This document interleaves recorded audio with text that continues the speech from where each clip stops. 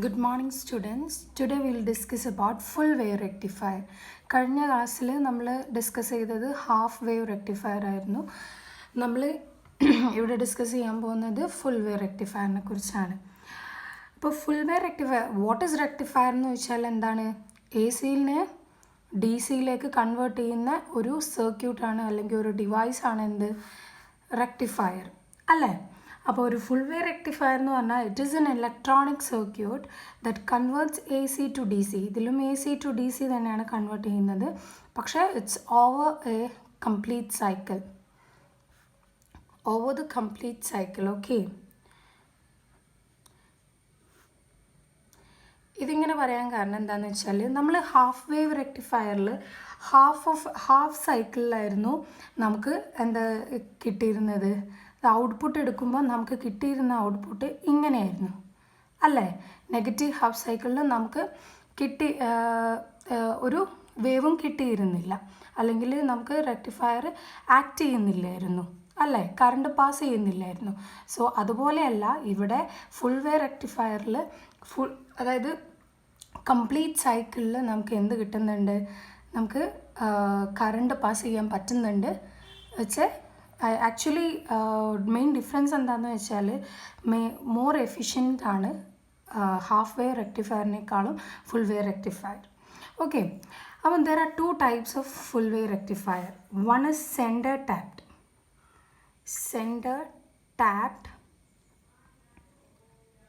tapped full wave rectifier,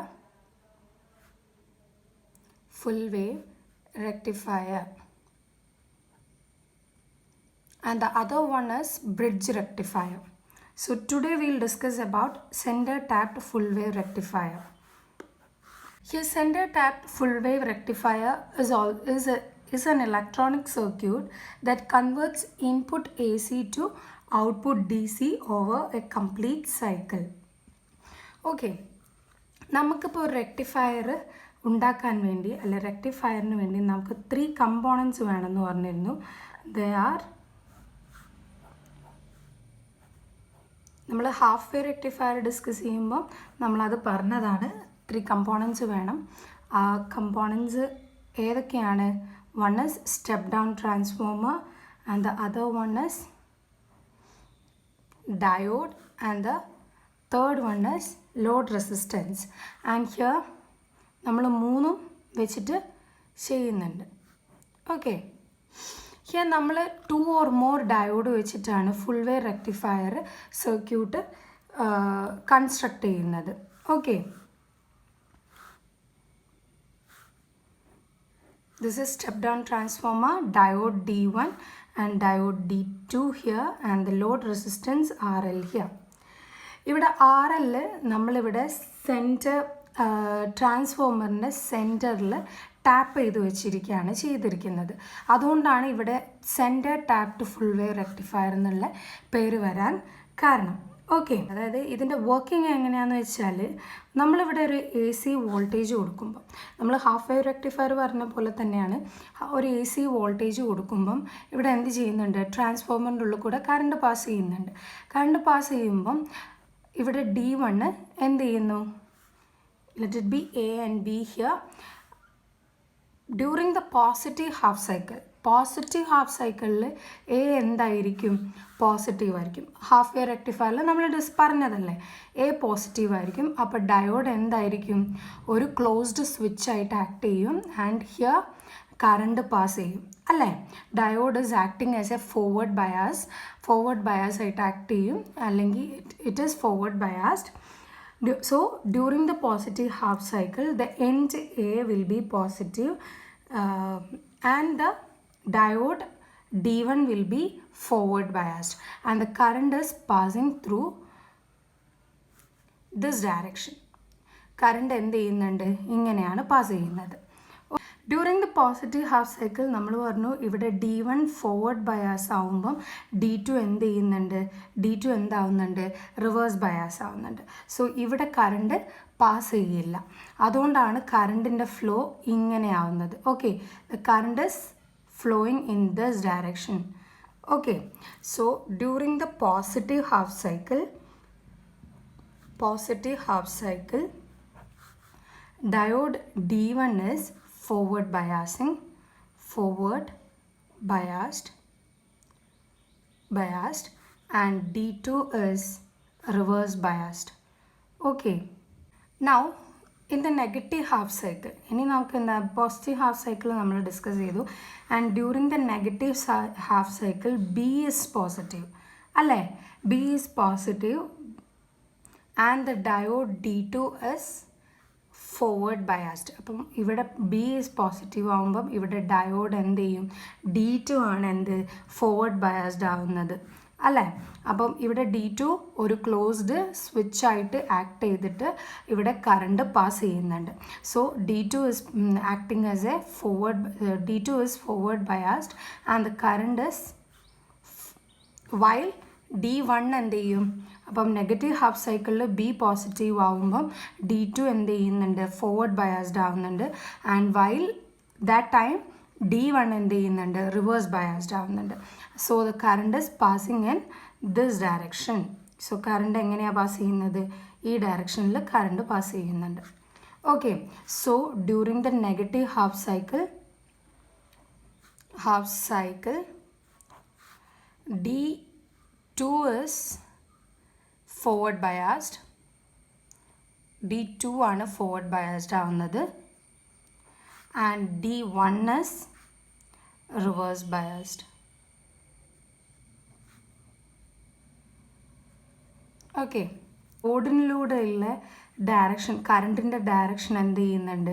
അപ്പം ഇതിൽ നമ്മൾ പോസിറ്റീവ് ഹാഫ് സൈക്കിൾ ആയിക്കോട്ടെ നെഗറ്റീവ് ഹാഫ് സൈക്കിൾ ആയിക്കോട്ടെ, ഇവിടെ കറണ്ട് ലോഡിലൂടെയുള്ള, അതായത് റെസിസ്റ്റൻസ് ലൂടെയുള്ള ലോഡ് റെസിസ്റ്റൻസിലൂടെയുള്ള കറണ്ടിൻ്റെ ഡയറക്ഷൻ എന്തായിരിക്കും, ഇൻ സെയിം ഡയറക്ഷൻ തന്നെയായിരിക്കും അല്ലേ. So thus the current through the load is always in the same direction, thus it is unidirectional. So നമുക്ക് DC ഔട്ട്പുട്ട് കിട്ടുന്നുണ്ട്. ഓക്കെ, അപ്പോൾ ഇതിൻ്റെ ഇൻപുട്ട് കറണ്ട് എങ്ങനെയാണ് പാസ് ചെയ്യുന്നതെന്നുള്ളതും ഔട്ട്പുട്ട് എങ്ങനെയാണെന്നുള്ളതും നോക്കാം. ഓക്കെ, രണ്ടും ഒപ്പരം വരച്ചാൽ നമ്മൾ പറഞ്ഞു during the positive half cycle B is positive, A is positive and the D1 is forward biased. So the output എന്തായി കിട്ടും, നമുക്ക് സെയിം ഔട്ട്പുട്ടാണ് കിട്ടുക. Okay, and the negative half സൈക്കിളിൽ നമുക്ക് എന്ത് ചെയ്യുന്നുണ്ട്, B is positive and D2 is forward biased. So നമ്മുടെ output എന്തായിരിക്കും, സെയിം ഔട്ട്പുട്ട് തന്നെ ആയിരിക്കും. ഇങ്ങനെയായിരിക്കും DC കിട്ടുക. ഓക്കെ, സെയിം ആംപ്ലിറ്റ്യൂഡിലുള്ള ഔട്ട്പുട്ടാണ് കിട്ടുക. ആൻഡ് പിന്നെയും പോസിറ്റീവ് ഹാഫ് സൈക്കിൾ ഉണ്ടാവും, അതുപോലെ തന്നെ നെഗറ്റീവ് ഹാഫ് സൈക്കിൾ ഉണ്ടാവും അല്ലേ. അപ്പോൾ നമ്മുടെ ഔട്ട്പുട്ട് ഇങ്ങനെ തന്നെയാണ് ഉണ്ടാവുക. സോ കംപ്ലീറ്റ് സൈക്കിളിൽ നമുക്ക് ഇവിടെ ഫുൾ വേ റെക്ടിഫയറിൻ്റെ കേസിൽ ഔട്ട്പുട്ട് കിട്ടുന്നുണ്ട്. So this is input, this is output current. Okay, this is pi 2 pi 3 pi. Okay, now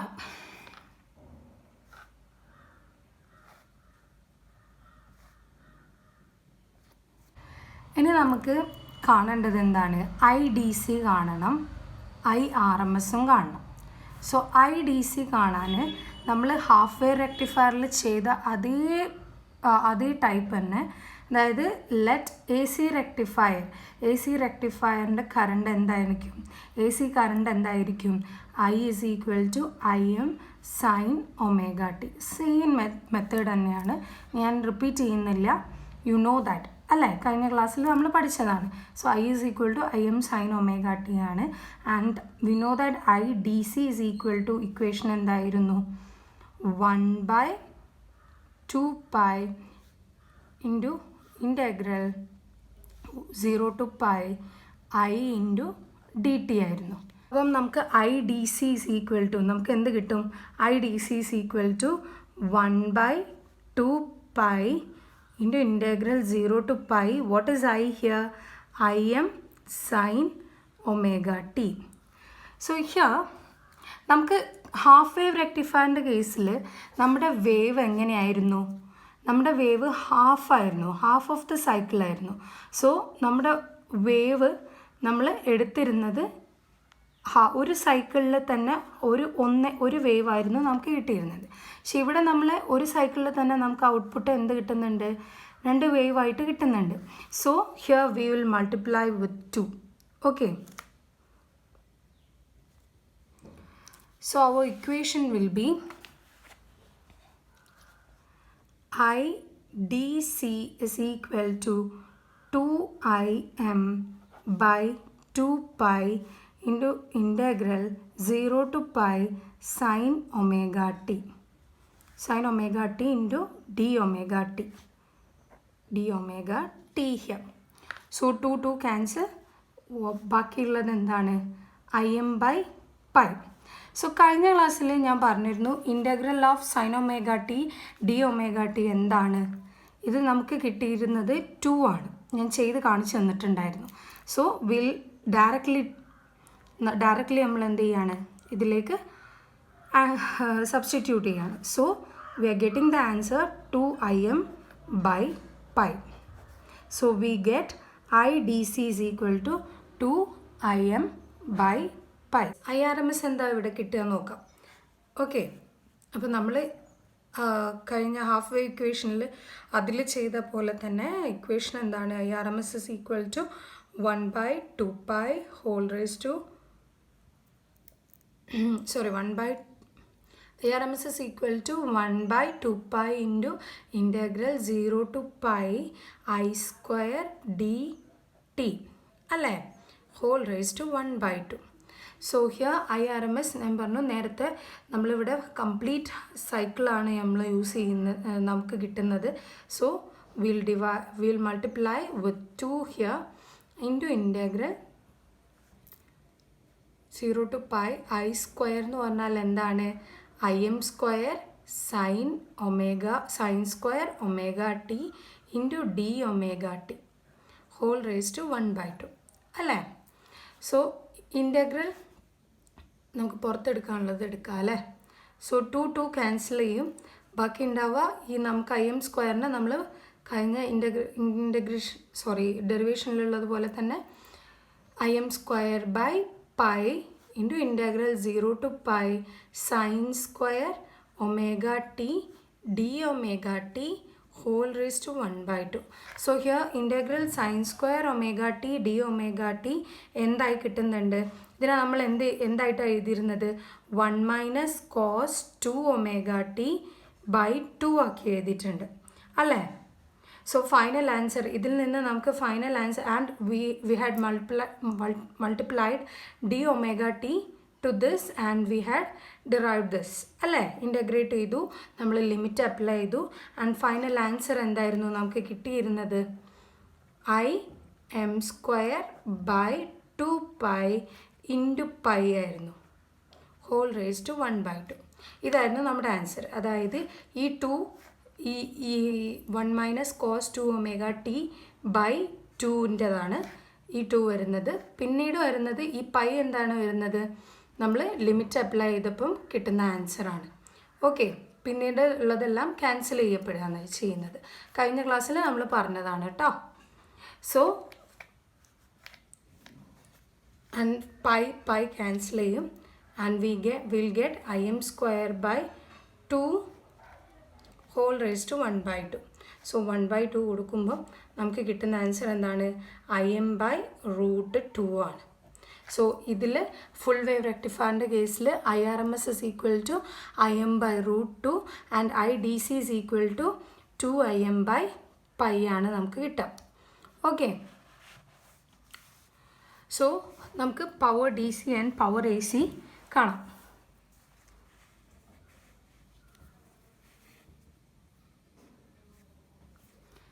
So the power DC